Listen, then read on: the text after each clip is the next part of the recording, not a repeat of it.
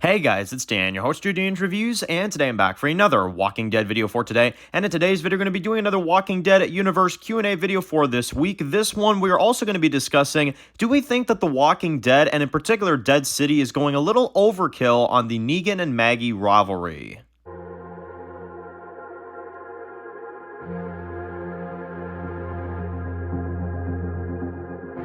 Alright guys, this one's going to be doing a review today, this one's going to be doing a review for The Walking Dead, this one's going to be doing our weekly Walking Dead Universe Q&A video for this week. I apologize for it being a little bit later than usual, but of course we've been kind of busy this week. We've had The Last of Us Episode 5, which aired early this week because of the Super Bowl, which Super Bowl is now tonight, so everything's kind of all kind of mixed up, right? So I figured, I was like, alright, well we didn't do a Q&A video for this week for Walking Dead Universe, so I'll move it up to Sunday, and we'll do that as well, because we also already did our Let's Chit Chat video, which was on Friday. So schedule's kind of messed up because, well, TV shows are kind of messed up with their schedules, so kind of affects the channel at the same time, right? But anyway, getting back on track now with the videos, and this one is the Q&A for Walking Dead for this week. So wanted to talk about, for the first topic for this video, is Negan and Maggie's rivalry becoming overkill?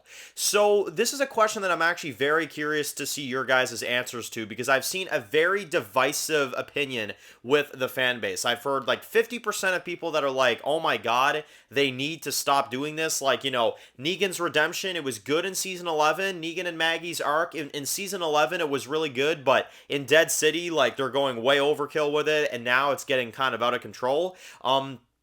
Or the other 50% of people are saying, no, like, we must see Negan and Maggie fight all the time. It has to happen. It's the greatest writing decision ever, So there's a kind of a halfway mark, and if you can't tell by the way I described those two opinions, I am in the boat of I think it is overkill. I do.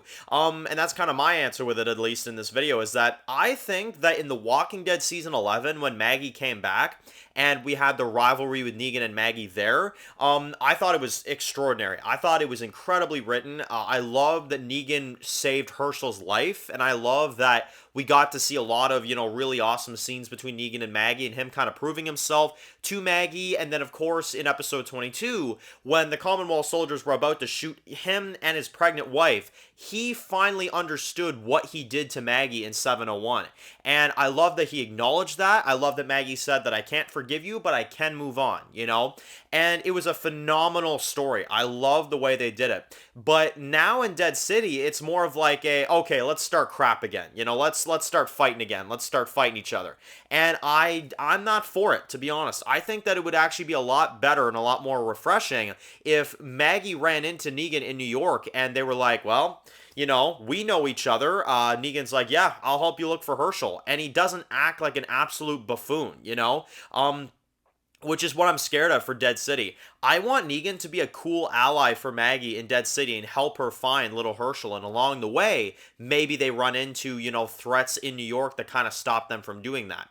To me, that's a good idea. Not this whole, oh, she puts a knife up to his throat and, oh, they're fighting in this, like, this scene or whatever. Like, it really is just kind of overdoing it. And to me, it is overkill on the arc. You're taking something good from the main Walking Dead and you're milking it, which is exactly what Gimple is doing with this franchise. So I guess I shouldn't be surprised. But point being, I think that this is a very overkill idea. It's a very overkill concept. And I just don't, I don't see why they would want to do it again, aside from, of course, forced conflict to add into that show. Because, let's kind of be honest here, the only reason why they're having these two fight is so people watch the show. Because they know that if they see Negan and Maggie fighting each other, they'll be like, oh my god, Dead City? What's that? Like, I gotta see how this goes, So, they're not stupid. They know what they're doing. But it's overkill. It is, absolutely. So, I'm curious to hear your opinions on this one, for sure. Alright, so the first question for today comes from Temps that says that I love your honesty, Dan, and personally I do enjoy Madison from Season 3, and they kind of go into a little bit of their reasoning why they enjoy her, and why they, think she's a good character, and they're kind of curious on, Dan, why exactly don't you like Madison from Fear the Walking Dead? What is it about her that you do not like? So, first of all, thank you. I appreciate people respecting each other's opinions. That's what we are about here. We all are allowed to, respect each other's opinions, and I always enjoy seeing seeing everybody being positive with one another. It's very it's very nice to see, instead of having to get rid of people because they're being rude to each other. So I appreciate all of that. Seriously, from all you guys that can understand that everybody's allowed to have opinions, you guys are the best. Because I've dealt with some idiots. So, yeah, why don't I like Madison? Well, simply for the reason like this. I think that her character made a lot of poor decisions, and I think that she was a character that really, really lacked it a lot of times. You know, the way she handled the vultures was a big issue for me in particular. Kind of just sitting there and letting these like people just kind of sit outside your stadium and not even try to think of a plan on how to take them out, and sending your group on like all these runs or whatever when there was literally like nothing there. Like, you know, you sent all your people on all these missions, and then all of a sudden it's like, yeah, Mel could just attack at any moment and most of your fighters are gone. You know, there's a lot of really, really weird decision making from Madison. And I don't know, I never really liked what they did with her in the early seasons as well too. She always had this like dark personality all of a sudden, where she'd be doing like these things and it'd be like, oh yeah, like, what's going on? And, Madison, I remember even in season 2, she's just like, yeah, Alicia, like, I gotta set off this alarm or whatever, this light at the hotel because, that's my kid, and that's what, and then Alicia's like, I'm your kid, and Madison's like, oh yeah, it's like, what the frig? Like, I don't know, she made so many weird decisions, and it was very odd. Like, she just had an odd aura about her. I always found her to be so weird, and she always let her kids just do these terrible decisions. Her kids continued to leave her all the time. And I don't know. I was never a big fan of her. I never thought that Madison was anything to write home about. I really don't. But to each their own. I mean, like I said, Madison, I don't like her. I think she made a lot of poor decisions. But I don't think she's an awful character. I just don't think she's the greatest. Like, people saying like she's like the best leader ever or the best character in the Walking Dead universe. I'm sorry. I don't see that. And I did also hear a few comments from some people that were actually angry that I did a top 5 worst Madison moments, and they felt betrayed. Let me remind you people once again, I will do the top 5 videos that I want. If I don't like a character, I will do the top 5 least favorite moments, okay? So that's one thing to kind of keep in mind. These top 5 videos, I never said that they were all the best moments. If there's a character that I don't like or that I truly do not have top 5 best moments to rank them by, like for example, Pope from The Walking Dead. If he ever wins a poll one day, I'm not going to do the top 5 best moments of Pope because I don't like Pope, so it's one of those type of things. I just don't see the need in it. I saw a lot of people that were like, Dan, you made me vote for Madison, but then you did the top 5 worst Madison moments. That's not fair. Well, what am I going to do? Sit here and lie to you and say I like Madison? Like, that's not how this works. So, yeah, that's how it goes. And, like you mentioned before as well, you appreciate my honesty. Like I said, I am completely honest. I tell you how I feel about the entertainment I review. If I see a whole group of people that absolutely hate an episode of a TV show, but I absolutely love it, I'm gonna sit here and say that. I hate those people that have opinions and they like to just have opinions that blend in with everybody else's just so they don't offend everybody, No, I sit here, I tell you exactly what I think, and I know that Madison has a major fan base. I don't like her, and I'm gonna be 100 about that, There's no point of lying, because if you lie in a video, if you lie in a, discussion topic video, then what's the point of even doing the video at that point, right? You're lying to your audience, you're lying to your viewers, and I don't see the point in that. I really don't. So am I gonna sit here and pretend like I like Madison? No, but am I cool with people that like her? Of course, because everybody has their opinions, and that's the cool thing about opinions. We can all have one at the end of the day. Next one comes from Donnie, who says that, Dan, what are your thoughts on Robert Kirkman not showing up for the finale of the Walking Dead live red carpet event on 11/24? Why do you think Robert Kirkman wasn't there, and why do you think he didn't make an appearance? It is his comic. What was up his butt that night, as he says? So yeah, that's an interesting question. Why wasn't Robert Kirkman there for the finale of Walking Dead? Because I'm not gonna lie, if I was in Robert Kirkman's spot and I was the creator of this, phenomenal comic book series, and the TV adaptation of that was wrapping up that night, and there was like this red carpet event, and there was all these things. Yeah, you darn right I'd be there. I mean, honestly, like, yeah, maybe the TV show differed a lot from your original comic book, but no, yeah, if I created a story of The Walking Dead, hell, if I was the guy that created The Walking Dead, I would definitely be at that event, you know, because you got to be proud of your own work. You got to be proud of the work that you've done. And I feel like Kirkman over the past couple years has kind of had this like weird like offense against AMC. Like, I've noticed that ever since about like 2017, 2018, it's been around like around that time. Kirkman has not been like anywhere near Walking Dead TV show material at all. Like, he hasn't been there to advertise it.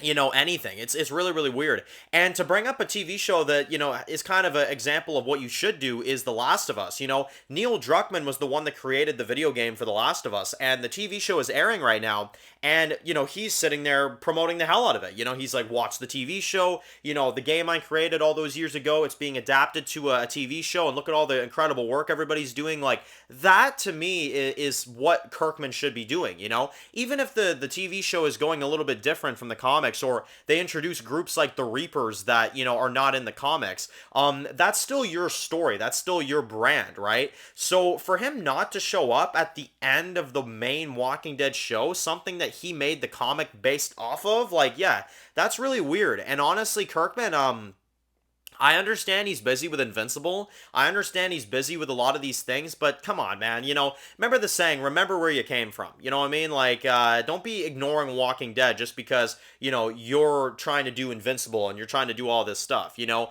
let's be honest here. Kirkman is a mastermind. He deserves the credit. He deserves to get praised at that red carpet. So I'm not sure why he didn't show up. I really, really don't, to be honest. Next one comes from Willie, who says that I 100% think that Padre is connected to the CRM in the final season, and that we will get some sort of connection to another Walking Dead show or something like that. So, yes, we have talked about this a little bit. CRM definitely is one that I think is going to have a connection to Fear the Walking Dead, because they're going to want to end the show. I guarantee you, they're going to want to end Fear the Walking Dead in a way where it connects to the Walking Dead universe, right? Because World Beyond, the way that ended, it was, you know, connecting to the Walking Dead universe with the variants and all that stuff. The Walking Dead main show ended with Rick so that you could set up the Summit series. So I guarantee you Fear the Walking Dead is going to do something of the sort to where you set up some other spinoff, you know, which I'm fine with, because with The Walking Dead, I am a little upset that they ended that on a cliffhanger, but I still overall enjoyed the ending of the main Walking Dead, and I thought it was a really phenomenal, you know, kind of ending, in particular bringing Rick back. You know, I thought it was really, really good. But with Fear the Walking Dead, it's one of those shows where it's like, it's gone so just, like, far wrong at this point that it's like, no matter how they end Fear the Walking Dead, as long as they don't kill Morgan or Dwight, I would be fine with it. You know what I mean? Like, I don't really care what Fear the Walking Dead does. As long as that show does not kill off Morgan, does not kill off Dwight, then they could basically do whatever they want, and I would be fine with it, you know? I'd feel a little cheated, though, I'm gonna be honest, if they killed Madison at the end of Fear the Walking Dead, because like I said, I'm not a big Madison fan, but I think that would be kind of crummy if they brought her back and just to kill her off at the end of Season 8. So actually, that's a third one. I think that would be a little bit of a weird idea if they killed Madison in that fashion in Season 8 of Fear after just bringing her back. So that's another one. But yeah, like, no matter how they end Fear the Walking Dead, honestly, ending it with a spinoff or connecting it to a spinoff, it wouldn't upset me. It really wouldn't. Like, ending Fear the Walking Dead and, like, setting that up for, like, in particular if it was Rick's show and, like, Morgan was, like, gonna go find Rick or something, hallelujah. Honestly, that would be a phenomenal setup right there. So, like I said, bring it on. If you want to connect Fear the Walking Dead to Morgan trying to go find Rick, or Morgan bringing the crew back to Alexandria or something, you go on ahead and do that, because I think that would actually be a really cool crossover. Next one comes from Holy, who says that they were going back on some of the old reviews and saw my review for The Walking Dead Season 7, Episode 1, and they said at first they thought it was a younger brother or something of me, and then they realized how long this channel's been around and how long I've been reviewing The Walking Dead for, and it was kind of a trip to see that. So yes, Walking Dead reviews, I thought this would be kind of a fun one to kind of include. I've been reviewing The Walking Dead solely every single week since 701. As a matter of fact, I started the channel back in the day, back when I was like 12 years old, and I remember I was doing theories back in the day on who I thought Negan killed.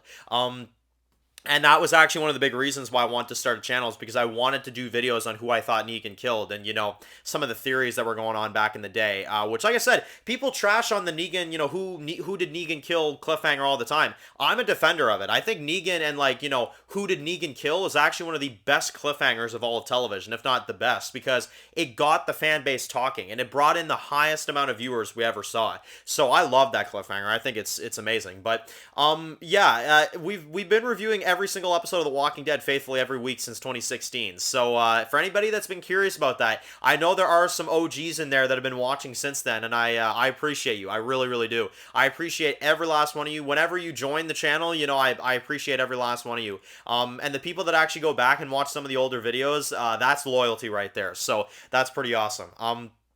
So I definitely wanted to include that one in here as well. But anyway, thank you all so much for watching this video, of course. Let me know in the comment section below. Do you think that the Negan and Maggie rivalry in Dead City is a little bit overkill? Or do you think it's a good idea? Also, are you a fan of the idea of Fear the Walking Dead merging with another TV show at some point at the end of the show? Do you think they'll connect it to a spinoff or something? Let me know. So anyway, if you're new to the channel and you enjoyed this video, make sure to click the subscribe button so you don't miss any other videos for The Walking Dead universe. Make sure to follow me on Dan's The Walking Dead Reviews on Instagram, guys. And of course, I'll see you guys really soon. More Q&As coming up really soon and more videos coming soon. Enjoy the rest of the day, guys, and peace out.